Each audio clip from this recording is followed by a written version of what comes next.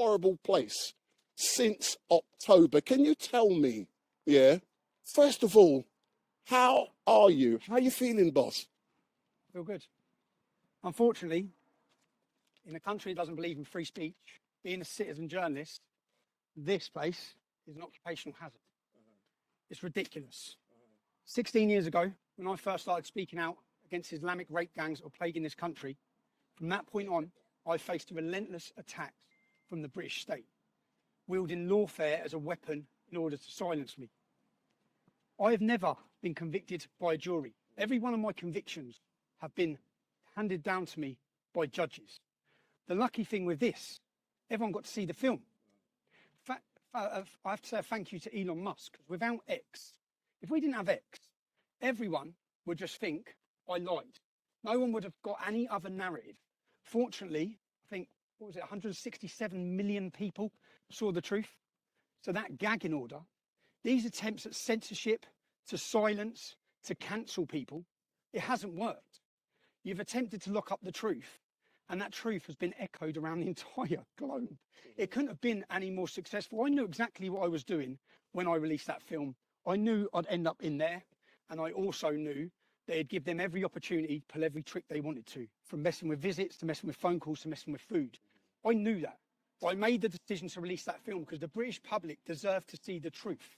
For too long, since the start of my activism in 2009, police raids, court cases, I actually thought when I walked out of here this time, it would be the first time since 2009 that I haven't been awaiting trial or prison. And bang, I'm awaiting trial and prison on multiple cases again now. But I've watched from the start of my activism, first of all, I saw Geert Wilders. Geert Wilders was targeted with hate speech laws and prosecutions. I've looked in America. This is the playbook that's played out across the entire globe. If we look in America, look what they've done to Steve Bannon. Look what they've done to Alex Jones, £1 billion. Donald Trump would face the rest of his life in prison if he did not win that election. Look now recently with Marine Le Pen. They've stopped their standing. Look at Katie Hopkins in our country. They took her home. They took her family home. Lawfare has been waged against anyone who has challenged the globalist narratives. Challenge open border, challenge mass immigration, even challenge vaccines, any of it. They come at you from every angle. That's what I've experienced. But fortunately, if Elon Musk did not purchase X, I don't think that people understand the importance of it. If he didn't, you'd have been lied to about this entire case. If you go on my Wikipedia page and read all my previous convictions, this would have been another one where they'd have told you I lied. They'd have what did you see? If you're one of the people that watch that film, you might not have believed me before. You may have hated me based on a narrative spoon-fed to you by a media who want to tell you who we are. They want to tell you how to think. And I knew in that documentary, that painted a far bigger story than me. That was a story of any whistleblower, anyone. You've seen in my film how they silence people, NDAs, bullying, intimidation, scare tactics, and even attempts at prison. But one positive, even General Flynn, look what they've done to General Flynn in the United States. Everyone has faced it, but I'd like to take a positive rather than continue negatives. What is the positive? Did their gagging order work? Did it work? 167 million people saw that film. Do you know the moment I had in the first week of January? Because this could have gone the other way. That I could have released that film. They could have managed to censor it, which they did off all other platforms. There's only X and Rumble, the only ones that they're not able to control. If Elon hadn't have bought it, no one would have seen that film. Everyone had been lied to. But instead, 167 million people saw the truth. You saw how they weaponized the judiciary. You saw the corruption, the blatant evidence of the corruption that no media and no journalists have spoke about. And then the Attorney General made it clear I was going to face continued prosecutions. I would have had indefinite prison sentences for a film as a journalist. But the best moment for me when I was in there was when I heard that Elon Musk had shared the Rape of Britain documentary. The Rape of Britain documentary series is the most important work I've done. They have attempted, before my activism in 2009, they'd successfully, for decades, covered it up. Who had covered it up? Politicians, police forces. In every constituency where those gangs had raped, they'd successfully managed to cover up. Now, the truth is out there.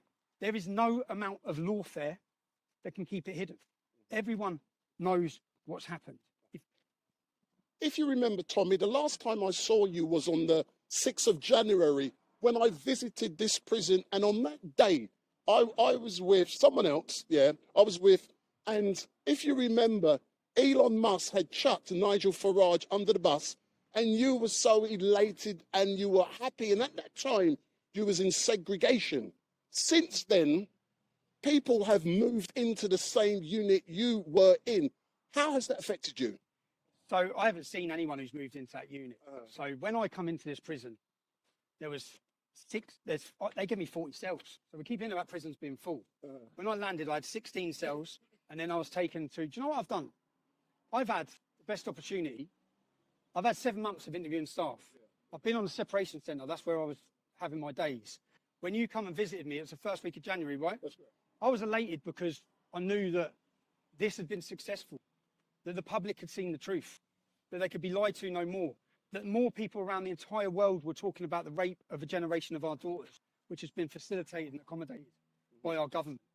So, yeah. On the 5th of June, you will be appearing in Westminster Magistrates Court charged with an offence. And what do you have to say to all of those people who will be coming down on the day to support you? You saw how they politicised the courts and the judiciary against me. But what you saw last summer was Keir Starmer, and it's now been proven as lies. When the riot started, Keir Starmer came out and said it was the far right, it was the English Defence League. That's what the police and the government had said. Now, we now know it's proven there was no far right, there was no English Defence League. The English Defence League ended a decade before it. But what the bigger picture is that the mainstream media act as a weapon of our state. So when Keir Starmer said that, journalists from the Daily Mail travelled to my family holiday, where I was with 3 or 4 other innocent families enjoying a break. They photographed my family. They ran a headline saying, instigating riots from his sunbed. Now, everyone knows I didn't instigate riots. There's no truth in that. But as the government was spreading one lie, the media stepped in to push that lie to the whole world. 10 million views that had. When that article went out, they photographed my children. They photographed my ex-wife. My family have death threats and serious threats of harm against them. They gave the location of where they were. That's not journalism. It's harassment, it's persecution, and they put a target on my family's back. And at that time, when they were blaming the far right, everyone saw how the courts were weaponised over a 48-hour period, where angry British citizens, justified anger, because £15 billion has been spent housing men who have invaded this nation. Many of them have left those hotels to rape, commit terrorism, sexually assault women. So the public are angry, the public are frustrated at what's happening in their country. They weaponised the courts. They locked up grandmas, granddads, mothers. These buildings are full of violent criminals. Lucy Connolly's not a violent criminal. Lucy Connolly made a statement. She was angry. She deleted it and apologised. She got 3 years. If you watched my film, you saw Antifa extremists come to my family's home, threatening to murder them. They don't get arrested. They politicised the courts. They politicised the judiciary. That was to scare you, to scare the public into it, and to intimidate them into silence. That was the purpose. That was their goal. That's what their goal was. Have they been successful in doing that? I want to talk about the United Kingdom on the 13th of September. I've come out of here. There is a war being waged on Britain, and it's being waged by our leaders, and it's a war against free speech. Our weapon is free speech. They can't allow it, because if everyone can exercise their free speech, if we have platforms for free speech, we can highlight their abuses, we can highlight their corruption. On the 13th of September, we started organising United Kingdom rallies. I think the last one had over 100,000 people.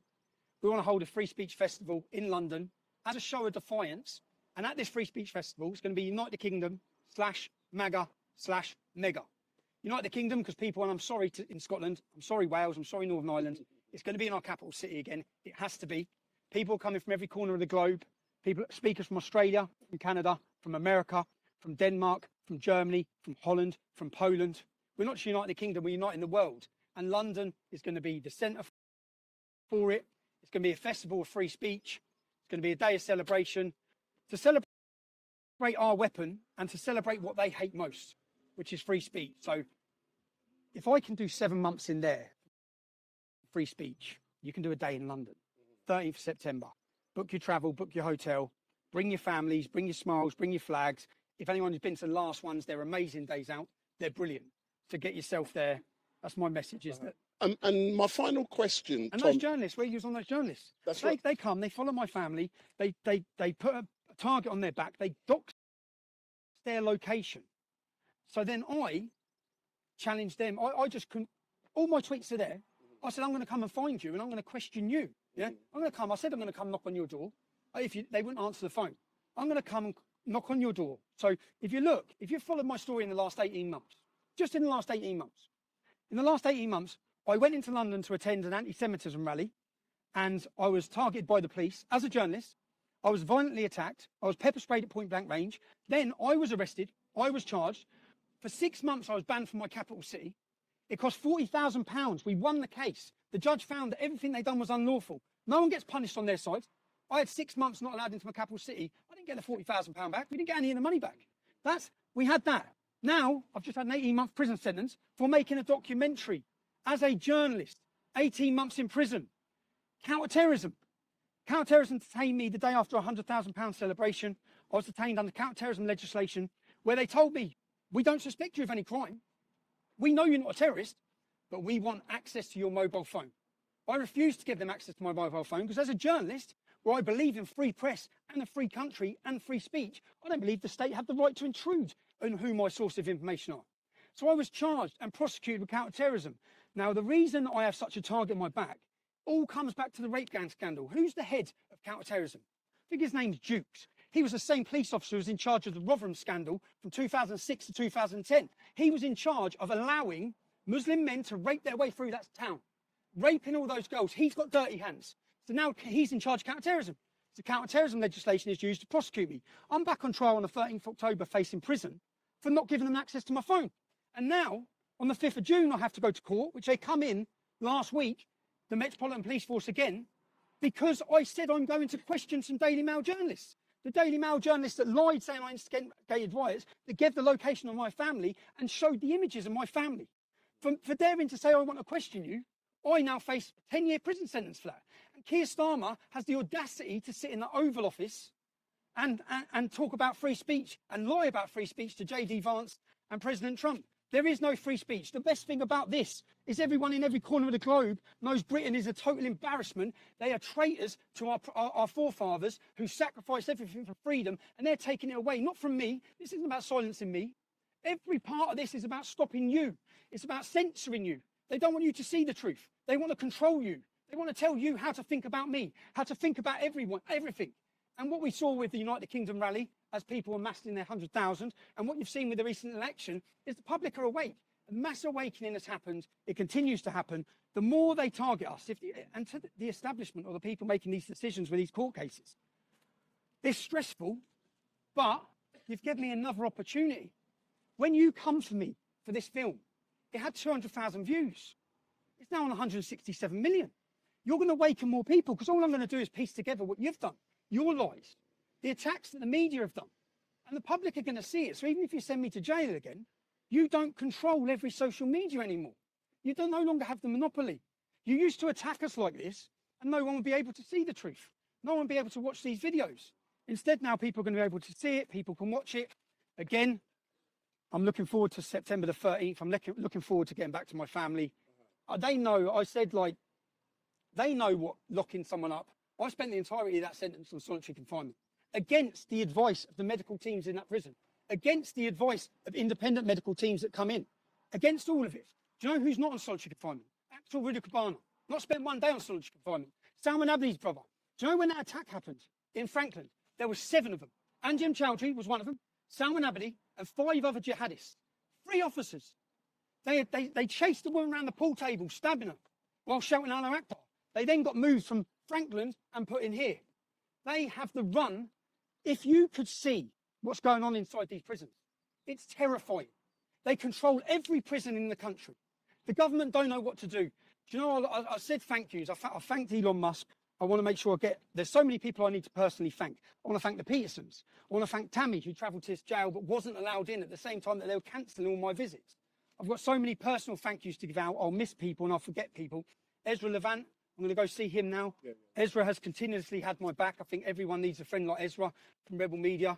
He's continually helped me. He's helped my family and been in contact. Do you know they cut any contact with Ezra? I weren't allowed any contact with him in there. because they probably knew that he was the one man that could have helped. And I believe I'd have been out of jail if I'd had direct contact with Vestal Levant. Yeah, because I'm just going to say one more thing now, and I want to get off. I just want to get But back to I have to ask you about the new website that's launched today. Fightthemail.com. I don't know. So I'm going to court. Do you know what? As you asked me on that, hold that for a second. This is what they just handed me, yeah? Let me show you what they just handed me. But the thing is, everyone can see this now. You can see it, yeah? This is, so they come in and give me more charges. This is just insane, yeah? So for those of you who are watching, please go on Google and type in fightthemail.com. It is a new website that comes live today, and it is there to help and support Tommy in his fight for justice. So go on that website, click on it as soon as Tommy finishes, and... Right. This is the charges they've given me for putting me in there. £89,501. There's a £50,000 here, and then there's a list. These are what they're 375. It's just these are the bills, 1,000, because I have to pay all of their legal costs. All of their legal costs, 5,000. There's a 20,000. Do you know what it amounts to? It's fucking funny. £300,000. So there you go. So you're back in court. You're back in court. We're hitting you for £300,000 to send you to jail for a documentary that showed the British public the truth. I'll just end on this. I have zero regrets. I'll do it all again tomorrow. I have absolutely zero regrets because I believe the British public deserve to see the truth. They deserve to see exactly what the corruption of the establishment and the judiciary, and they deserve to know what's happening in their towns and cities with Islamic rape gangs. Do you know my next project has come out of it? Do you know, I just filled out a form every 42 days to hold you in isolation. There's a thing called the Mandela Rule. They're not allowed to hold you in solitary confinement for more than 14 days without government approval. So it went to the government, Shabina Mahmood, who's the Justice Secretary. And every 42 days, it goes back to the government, and they have to authorise your continued segregation, because it's not like an opinion, it's factually damages you. So every 42 days, you have to fill out a form. So I filled out my forms every 42 days. And I said, this should be your last resort. This isn't your last resort. Criminals, I've done three times as long in there as I would have done as a criminal. Yeah, the Labour government fought to keep me in there. So I filled out this form and I said, this is detrimental to my mental health. This is torture. And the last form I filled out last week, I said, I'm out next week. Because I know it's going straight to Shabina Mahmood. It's going straight to the Labour Party. I said, I'm out next week and I'm excited. I'm excited about my next project. Everyone now knows that the gangs that have targeted our children across this country have been Muslim and they've been predominantly Pakistani. When we're looking at these problems, we need to look at the common denominator. What's the other common denominator with these gangs? In every constituency that they raped, it's Labour. Every single one of them. The question needs to be, who allowed it to happen? Why did they allow it to happen? These are questions, was it for votes? Did they allow the Muslim community to rape our community, to rape our daughters in every town and city, in their thousands and hundreds of thousands across this country, to keep their block vote? What was the reason? And I'm going to go to Rotherham, Rochdale, Oldham, Newcastle, other cities, and I'm going to go into those cities and look at what Labour's involvement was. We're going to ask those questions. If you're a Labour politician, you're a councillor, if you've got dirty hands and you covered it up, me and my cameraman will be doing our next documentary, working title, Labour's Islamic Rape Gangs. It's coming soon. And as I was filling out that form, I was picturing her face. Because I think that's why they stopped me coming out on Friday, probably. But I was filling out for, TikTok. We're getting back to work. I want to thank every single person that wrote me an email, that wrote me a letter, that supported Annie campaign by Ezra, that supported my family, that has maintained the support for Urban Scoop. My team are here. We still have a team. I have documentary after documentary already done in here, wrote out, ready to go. I want to take some time with my family. But again, the purpose of this lawfare, all of it, all of it, which now I'll be in court on the 5th of June, then I'll be in court, then I'll have trials. It's all financial terrorism. It's to tie you up, to keep you occupied and to drain you. I'm grateful to every one of you who support me so that I'm in a position to fight these cases, so that I'm in a position to legally battle them. And in the court of public opinion, we win every time. It doesn't matter. And it's part of, I think I've been put in this position continuously to help awaken the general public. And I think that I'd like to thank the Attorney General for his continued prosecutions, because you're helping me do my job massively. Yeah, Fight the Mail, innit? What is it? Fight the Mail what? Fightthemail.com. Fightthemail.com. So we want everyone to go onto that website now and to support Tommy. So Tommy, all I can say is thank you very much for everything that you've done. The British public love you, but what they want you to do now, they're happy that you've come out fighting, but they want you now to go home, to relax with your family, and we look forward to a bigger, stronger Tommy Robinson, and we want to see a different shave under your chin, mate. My first stop is Turkish barbers. Don't believe you read about them. Turkish barbers. Get yourself to London, 13th September. That's the most. Do you know what? I think we had I think we put the fear of God into them when they saw the way we united this country. When we united people from everywhere to come together. The 13th of September is going to be the biggest day. Make your plans. There's no excuses. Okay. We're going to have a party atmosphere. We've got I've got people that I've looked up to that have inspired me coming and speaking at that event. True free speech activists from across the globe are coming. I'm going to go to the barbers. I'm going to go have a full English. I'm going to go join some time with my family and my children. So, excellent, Tommy. Thank you very much. If I can, NationWare.co.uk. Yeah? If I can get the microphone, sir, all I can say is thank you very much, and we look forward to engaging with you, sir. Thank you again. Yeah, just a thank you to everyone. You know, if the people who emailed me, do you know the moments I had in there? Just reading some of their stories, their letters, their birthday cards. I think I got over 20,000 birthday cards. And I sat there smiling, knowing that what they've tried to do hasn't worked. It's had the opposite. But I heard you were bringing out about 10 big bags of mail today. 25. Oh my God. 25. And I read every one of them. And it was beautiful for me to read. So thank you. If you took the time to email me, write a letter, support me, I'm incredibly grateful. Do you know my son played over the phone? So you know when people were speaking out, some influential people across the world, he was playing me their recordings. It was beautiful. It was great. Excellent stuff. Thank you very much, sir. We'll meet up soon. Thanks a lot. So that's Tommy Robinson. He's now. So how are you feeling? I'm feeling. Yeah. To be honest, do you know what? I felt nervous all night and this morning. Just felt strange. And usually, when I'm to talk about my issues, I don't have nerves to just talk about it. So I don't know. So I feel all right. What are you looking forward to most now? Just seeing the kids, just the basic things. You know, one thing, like anyone who's been to jail has experienced it. Well, when you have your freedom taken from you, the small things, just being able to see your kids. Oh, babes, how are you? Don't worry, I'm going to the barbers, okay? I'm going to the barbers. I'm going to get the haircut and have a shave. So, before you see me, I look like Dad again, all right? I love ya and I missed ya. I love you. See you soon. I'm here, Chicken George. See you later, darling. Love you. Love you. Bye-bye. Bye. I want to just get my dog and go for a walk tomorrow over the hills. Just the calm things, the small things. I want to be able to enjoy just basics. Picking my kids up, taking them places. I can't wait to train in the gym with my son because he keeps telling me he's doing all these muscle ups and that. Whenever I ring up, he's like, Dad, done 3 muscle ups. I'm like, yeah, all right. Send me a video. How do you feel physically? How do I feel physically? Yeah.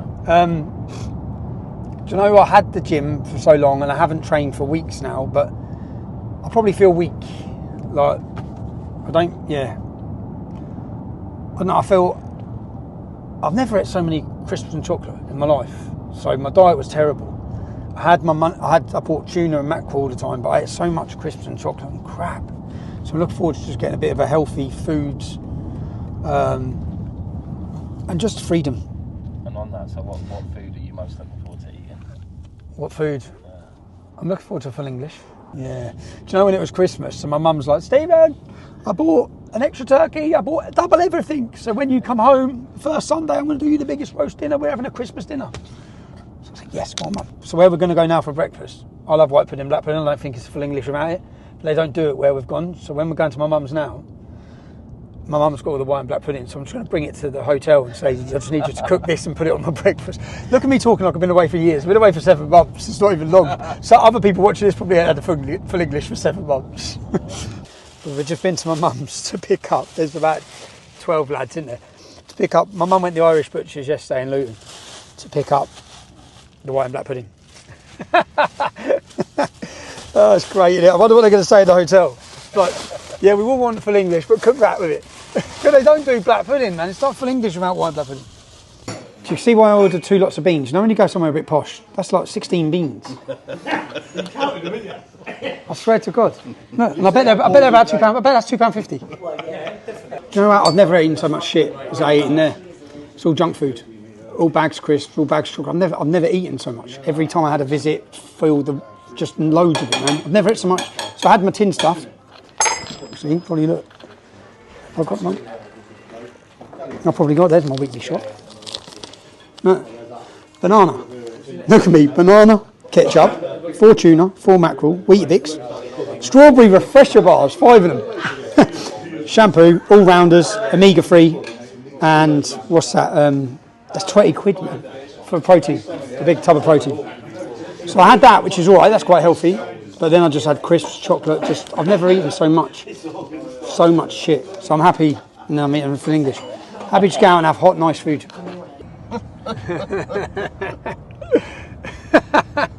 Wasim Kempson. Hello, brother. But no, I'm happy. I'm happy. I just, you know what? I don't know what's next. That's the continued thing. It's like, obviously in court now, 5th of June. Yeah, I just want to spend some time with the kids, man. I just want to say a massive thank you to everyone who took the time to send me mail or write me mail. I need to go through and I'll sort all this out next few days, but just it was beautiful. Just the birthday cards. I reckon I got 20,000 when I was trying to work them out and put them aside. I think I got 20,000 just birthday cards. I got so many Valentine's cards. Oh mate, just so many. Look, they're just so many beautiful cards, beautiful letters, beautiful stories, beautiful words. I got shown so much love. It was hard for me to have, although I had a lot of time on my own, it was hard for me to have time to feel down because every time I just ended up sitting, even up until yesterday, I was still going through my mail. That's how much I got the whole time. And I just sit there and read through the letters, the cards. I've already took, Danny Lockwood, he's already took 8 sacks of it. So he come on visits and I was letting out on the visits, but this is what we've come out with today.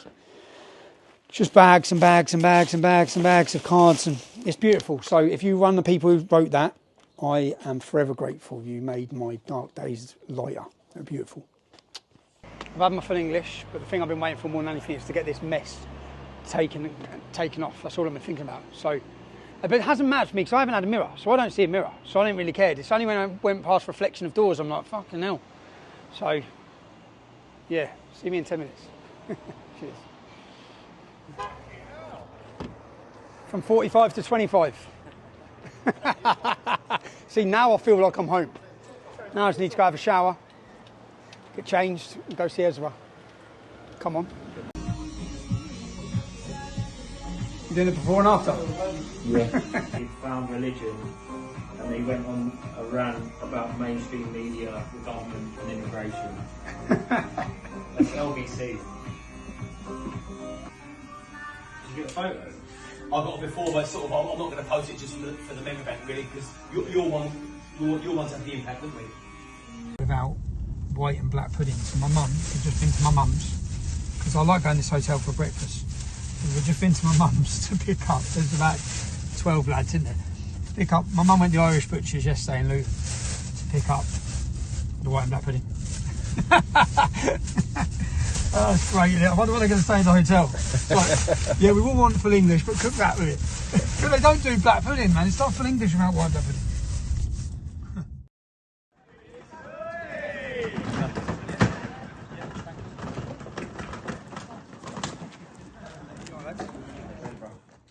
Cheeky salmon at mum's.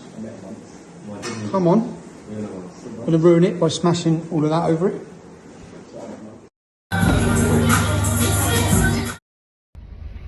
The worst thing they could have done was allow me 7 months in custody to make contacts, to get information. Breaking news, a prison officer has been airlifted to hospital. This is the information I'm receiving from Long Larton. He's been attacked by a white Muslim convert. I've got so much I can tell on these stories of what's going on with the prison system, but let's see what comes out of this. That's the information I'm receiving. I said there needs to be a whistleblowing website set up so we can get the information to the public of the attacks continually happening against prison officers. It's out of control in there. I've got so much I can tell you on this, but keep your eyes on Long Larton. Let's see what information comes out of that prison. From what I'm understanding, a drone was flown in with the weapon, and it's a jihadist attack by a white Muslim convert on a prison officer. Let's see what comes, yeah?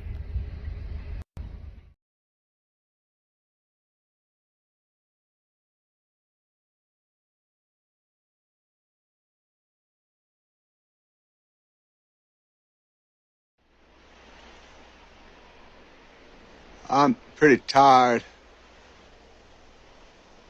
Think I'll go home now.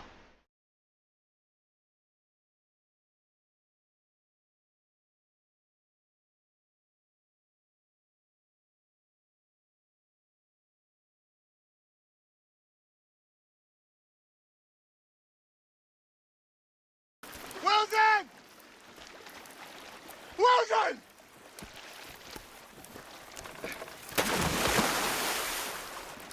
Wilson! Wilson! Wilson! Wilson! I'm sorry, Wilson!